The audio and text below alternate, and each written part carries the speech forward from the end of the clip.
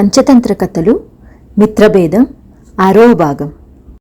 సాలివాడి భార్య చేసిన మాయ అంతా కల్లారా చూసిన దేవశర్మ తనలో, ఆహా, స్త్రీలు ఎంత మాయలమారి వాళ్ళు, వాళ్ళ తెలివితేటల ముందు శుక్రుడు బృహస్పతి ఎందుకు పనికి వస్తారు అనుకున్నాడు.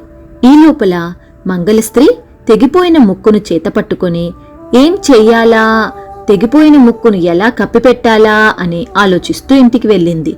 ఇంతలో తెల్లవారింది. రాత్రి అంతా రాజభవనంలోనే ఉండిపోయిన దాని భర్త వచ్చి, నా పొది ఇలా తీసుకురావే అన్నాడు. తెలివిగల మంగళామె కత్తి మాత్రమే బయటకు విసిరేసింది. పొది ఇవ్వమంటే ఒక్క కత్తి మాత్రమే పారేసిందని భార్య మీద మండిపడి మంగలి ఆ కత్తిని ఆమెకేసి విసిరికొట్టాడు. వెంటనే ఆమె చేతులు పైకెత్తి, రక్షించండి, రక్షించండి, దుర్మార్గుడు నా మొగుడు నా ముక్కు కాస్త కోసేశాడు అని కేకలు పెట్టింది.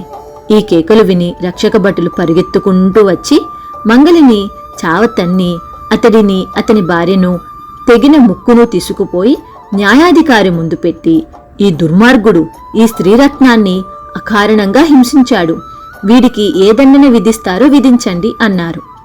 న్యాయాధికారి మంగలిని, ఇలాంటి ఘోరం ఎందుకు చేశావు, నీ భార్య ఏం చేసింది అని అడిగారు. అసలే మూఢుడైన మంగలికి జరుగుతున్నది అర్థం కాక మౌనంగా ఉండిపోయాడు. న్యాయాధికారులు శిక్షాస్మృతులన్నీ తిరగవేసి మంగలికి మరణదండన విధించారు. దేవశర్మ ఈ సంగతి వినటమే కాక వధ్యస్థానానికి పోతున్న మంగలిని చూశాడు. ఆయన న్యాయాధికారుల వద్దకు పరిగెత్తుకు వెళ్లి, అయ్యలారా, ఈ అమాయకుడైన మంగలిని అన్యాయంగా చంపబోతున్నారు, నిజం నేను చెబుతాను వినండి. అనవసరమైన విషయాలలో జోక్యం చేసుకొని నక్క, నేను, మంగళామె ఆపదలు తెచ్చుకున్నాం అన్నాడు. అది ఎలా జరిగింది అని న్యాయాధికారులు దేవశర్మను అడిగారు. దేవశర్మ వారికి పోట్లాడుకున్న పొట్టేళ్ల కథ, తన బంగారం కాజేసిన ఆషాఢభూతి కథ, తప్పతాగిన సాలెవాడి కథ వివరంగా చెప్పాడు. న్యాయాధికారులు దేవశర్మ చెప్పిన కథలను ఆశ్చర్యంతో విని వెంటనే మంగలిని విడుదల చేశారు. కాని వారు మంగలి భార్యను విడిచిపెట్టక ఆమె చెవులు కూడా కోయించి ఆమె చేసిన దుర్మార్గానికి శిక్ష పూర్తి చేశారు. నక్క పొందిన శిక్ష, మంగళామె పొందిన శిక్ష చూసిన మీదట దేవశర్మకు తన బంగారం పోయిందన్న విచారం పోయింది. ఆయన తన మఠానికి తిరిగి వచ్చి శివుడి ముందు సాష్టాంగపడి, మహాదేవ, నీ దయ వల్ల మా ముగ్గురిలోనూ తక్కువ ఆపద పొందిన వాణ్ణి నేనే. రక్తదాహంతో నక్క తన ప్రాణాలనే పోగొట్టుకున్నది, మంగలిది ముక్కు చెవులు పోగొట్టుకున్నది. నీ అనుగ్రహం చేత బంగారం మీద వ్యామోహంతో బంగారాన్ని మాత్రమే పోగొట్టుకున్నాను, ఇక దాన్ని కోరను అన్నాడు. దమనకం చెప్పిన దేవశర్మ కథ విని కరటకం, సరే, మనం ఇప్పుడు ఏం చెయ్యాలి అని అడిగింది. దానికి దమనకం, తప్పుతోవలో పడిపోయిన మన రాజును సరి అయిన తోవకు మళ్లించాలి. కేవలం ఎద్దు స్నేహాన్ని, సలహాను పురస్కరించుకొని మన రాజు గడ్డి తినే నీతి అవలంబించటం జరిగింది, ఆయనను అటునుంచి మళ్లించాలి అన్నది. మన వంటి దుర్బలులకు అది ఎలా సాధ్యం అని కరటకం అడిగింది. దేహబలం చాలనప్పుడు యుక్తులు పనిచేస్తాయి. భయంకరమైన పామును చంపటానికి ఆడకాకి బంగారు హారాన్ని ఉపయోగించలేదా అన్నది దమనకం. ఆ కథ ఏమిటి అని కరటకం అడిగింది.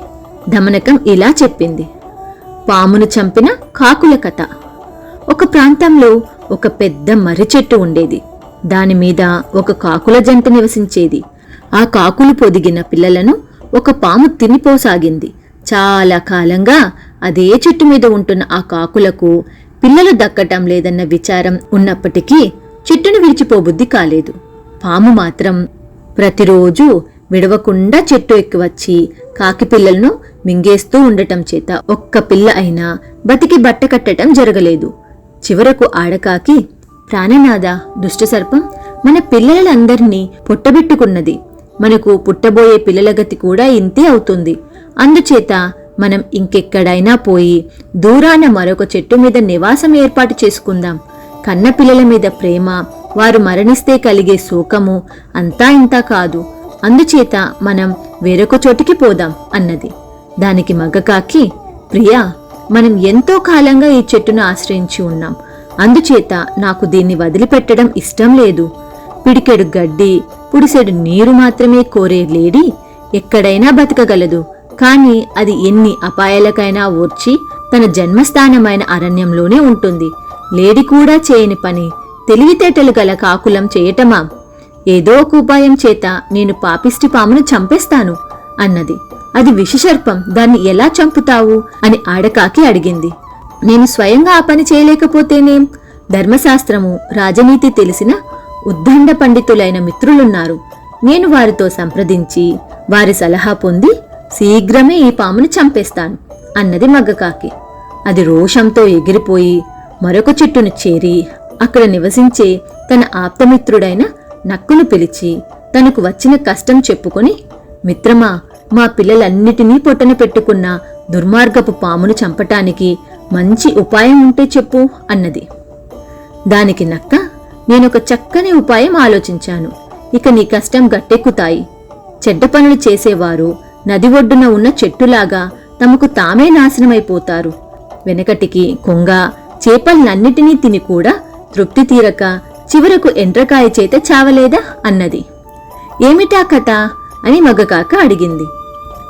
ఆ కథేమిటో తర్వాయి భాగంలో చూద్దాం.